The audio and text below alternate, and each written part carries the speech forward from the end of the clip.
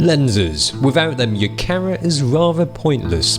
It's all too easy to neglect the need for decent optics, and you'd be wrong to do so, because not all optics are created equal.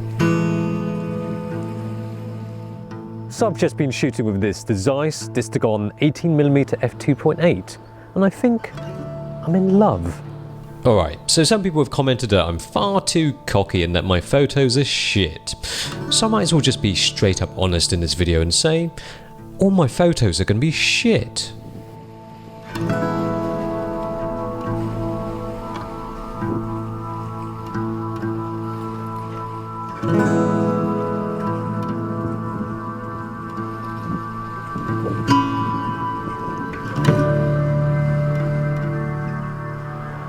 You know, having reviewed my fair share of 35 and 15mm lenses, taking a look at something like this, an ultra-wide, an 18mm, is something quite special.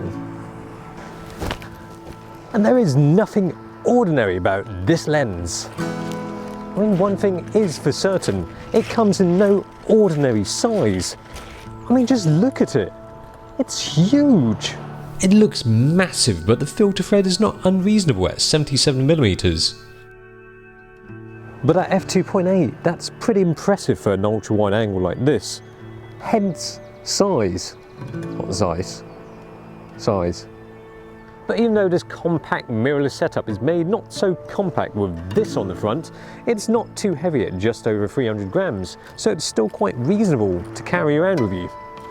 And just like the other Batis lenses, all two of them, there isn't much to the exterior. The outside is minimalistic and pretty featureless. I mean, they have done a full Brazilian, no, Hollywood on the barrel of this lens. Oh, yeah, the lens is weather sealed, just like the body of course, and I believe Zeiss. It's the one slight problem is looking through the viewfinder. Although one benefit is that I am protected from the elements now. Presenting to you the world's first plastic bag mountable lens.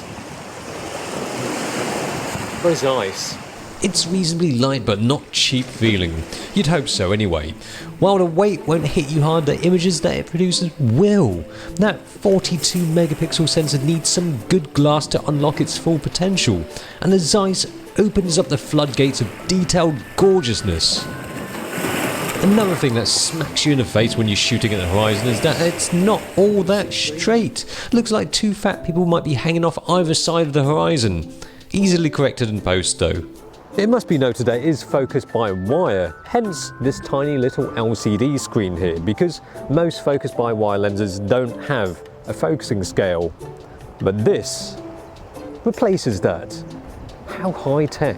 Well, the LCD screen is nice and in theory it's useful. I'm just really not sure if I would actually end up using it that much with its lens. Besides, autofocusing is quick and accurate enough to get you the bits that you want in focus hassle-free. I mean, with an ultra-wide angle lens, even a full frame one, pretty much everything is in focus. I mean, I could just flick the ring slightly like that. And everything from about just there to infinity is in focus. Flick the ring slightly over here, and everything from here to right over there is in focus.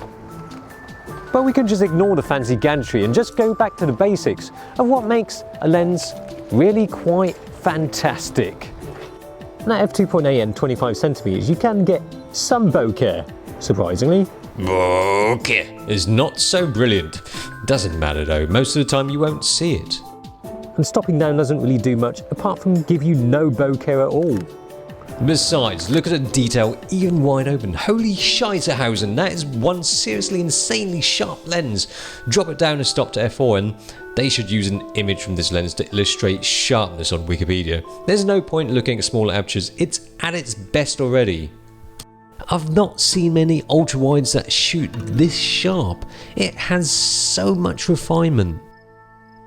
I simply cannot get enough of this lens. The sharpness fills out to the edges with low vignetting. It just makes you look so closely at your images on your computer in awe of the sharpness that you just end up licking the screen.